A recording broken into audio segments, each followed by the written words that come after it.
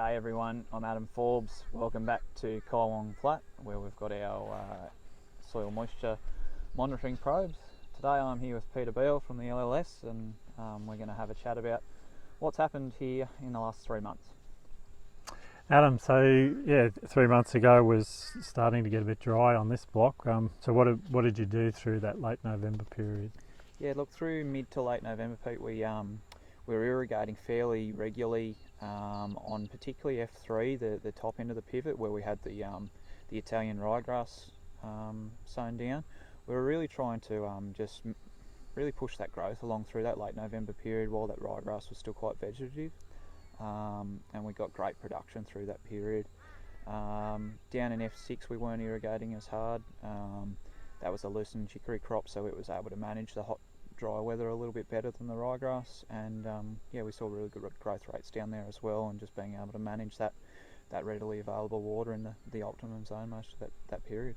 Yeah, okay. And in that early seedling phase, it really didn't use much water, did it? No, that's it. We were just we did some very small irrigations just to keep the seed germinating well, and then generally with our loosening chicory, we actually like to let it dry out once it's to that point that it's going to survive and it's happy and it's healthy.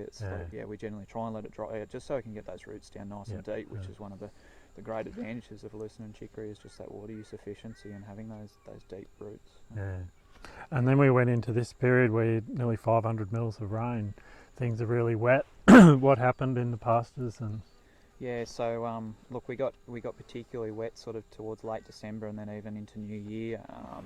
As most people know, the farm's cut in half by the Barrington River, so we weren't actually able to access the Barrington side of the farm for about 10 days from New Year's Day. So look, that had a fair impact on pasture quality. As far as, look, up in F3 we had a lot of waterlogging and the pasture quality really deteriorated, and we've ended up just taking that off as rough hay, as calf hay, just to manage for our autumn sowing period going forward, and just realising that pasture quality wouldn't have been milking cow quality. yeah. The loosening chicory, we've had to be fairly careful with.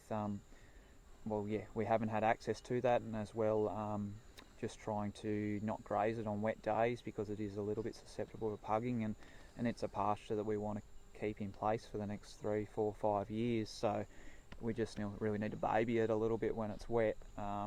So look, we have ended up with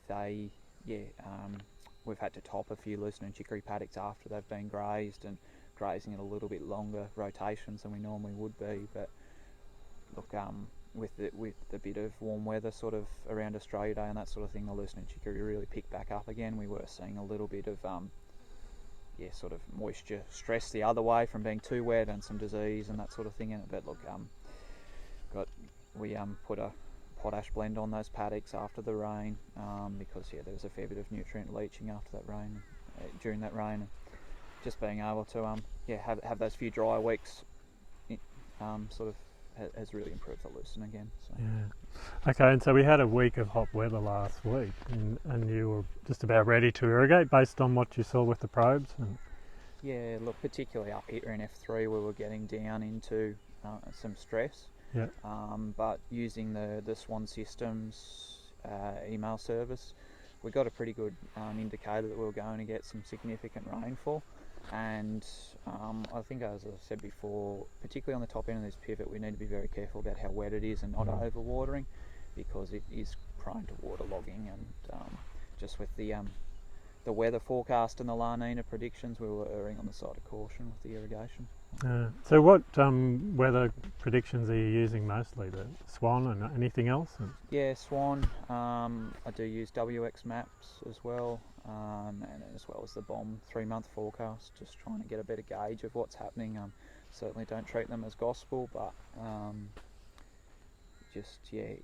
they're all tools in the toolkit, I suppose. Yeah. And so from here on in, what's the weather, the forecast saying, and what's your plans? Yeah, so look, we're certainly still heading into a wetter period by the looks, with and that's the thing. If you look at where we're at now, it's not going to take a lot of rainfall to keep it wet. Yeah. We're already in the first week of February, so I don't know how much heat's in front of us. But when I looked at the heat forecast this morning, there's no hot weather forecast for the next fortnight. So that's another thing to keep in mind, that our evapotranspiration is probably going to be a lot lower than typical February. So Look, we just want to, particularly F3, we want to manage this pasture well going forward, probably down to a 10, 11, 12 day rotation, trying to maintain the quality in the kike and the passy, and probably using a topping every second graze just to really prepare it for an early sowing. We'll probably be looking at a mid-March sowing with ryegrass, maybe a light suppression up here just to get it in nice and early. We generally like to get our pivot ryegrass paddocks in early just in case we do get that hot weather, that we have got the ability to get water on quickly to the area. Yeah. And look, the loosening chicory will just keep poking along down there until sort of early May, when we'll sow a prairie grass into that.